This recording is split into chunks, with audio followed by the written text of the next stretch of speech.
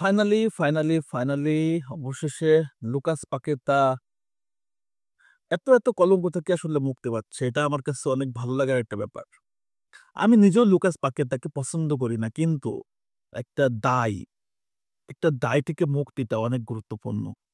দীর্ঘ ১ থেকে ১.৫ বছর যাবৎ লুকাস পাকেতা এই দায় নিয়ে ঘুরতেছিল।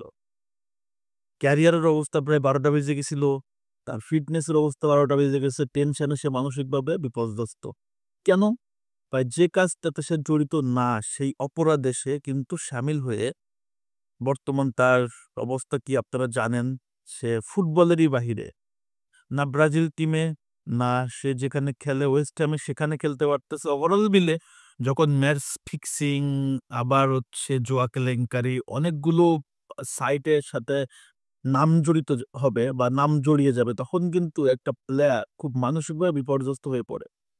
তারপরেও লুকাস পাকেতা শক্তভাবে আইনজীবী নিয়োগ করে এফ এর সাথে ফাইট দিছে যে না, আমি আসলে এইসব কোনো কিছুর ভিতরে আমি নাই, আমি পুরো নির্দোষ, এবং সেটা তাকে প্রমাণ করতে হবে।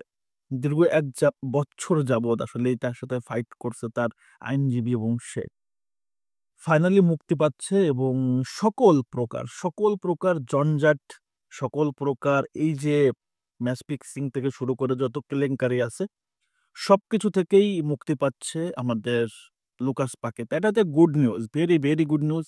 এটা ব্রাজিল ফ্যানদের কাছে good news. Lucas Paqueta attacking midfielder হিসেবে আমরা যথেষ্ট ভালো জানি, এবং হয়তোবা সবসময় পারফরমেন্স করতে পারে না, বাট ম্যাক্সিমাম সময় কিন্তু ব্রাজিলকে সামনে থেকে কিন্তু নেতৃত্ব অনেকবারই দিছে। সো লুকাস পাকেতার মতো একটা ফুটবলার এখনো ব্রাজিল টিমে দরকার নাই আমি বলবো না, অবশ্যই দরকার আছে।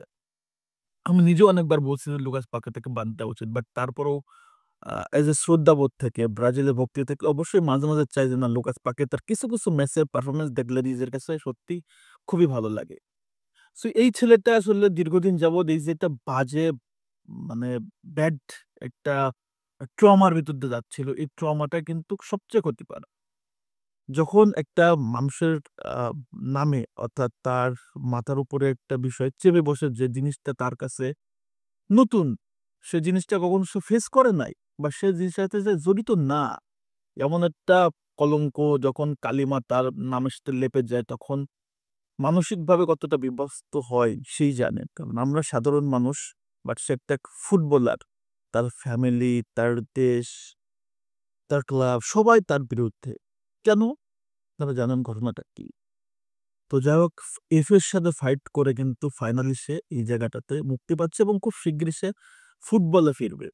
ব্রাজিল ন্যাশনাল দলে ফিরবে কিনা এটা এই মুহূর্তে বলা মুশকিল, কারণ মিডফিল্ডে যে প্রতিযোগিতা নেইমার ব্যাক করতেছে, আন্দ্রেস পেরেরা আছে। সো এই মুহূর্তে ব্রাজিল দলে ব্যাক করাটা পাকুয়েতার জন্য কঠিন ব্যাপার। তবে ক্লাব পর্যায়ে সে আবার ব্যাক করতেছে, এটা অনেকটাই নিশ্চিত। এবং ইংলিশ প্রিমিয়ার লিগে সে ওয়েস্ট হামে খেলে, হয়তোবা সে আবার ব্রাজিলের ফ্লামেঙ্গোতে ব্যাক করতে পারে, এমন একটা গুঞ্জন কিন্তু শুনছিলাম।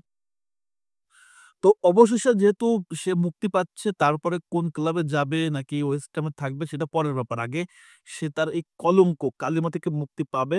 এটা হচ্ছে সবচেয়ে বড় শান্তি লুকাস পাকেতার কাছে এবং ব্রাজিল ভক্তদের কাছে। আমরা অনেকেই তাকে না পছন্দ করলেও এজ এ ব্রাজিল ফ্যান হিসেবে, আমার ব্রাজিলিয়ার একটা প্লেয়ারের নামের সাথে এরকম বাজে একটা কলঙ্ক থাকবে, সেটা তো আমি চাইবো না।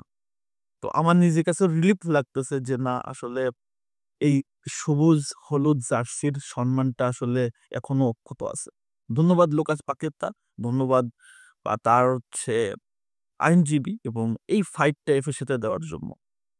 আসলে ইউরোপের আদালত বা ইউরোপের আইনগুলো খুবই জটিল। আপনি পুরোপূর্ণ নির্দোষ না হলে আপনি কখনো বেল পাবেন না। তো যাই হোক, কংগ্রেচুলেশন লুকাস পাকেতা, চমৎকারভাবে আবার নতুন করে তোমার ক্যারিয়ারটা শুরু হবে, এটাই হচ্ছে প্রত্যাশা। সো পাকুয়েতার এই যে ১ বছর ধরে নিবাসন, এই মুক্তিটা আপনাদের কাছে আসলে কতটা মধুর, অবশ্যই কমেন্টস করে জানায় দেবেন। ধন্যবাদ সবাইকে। আল্লাহ হাফেজ।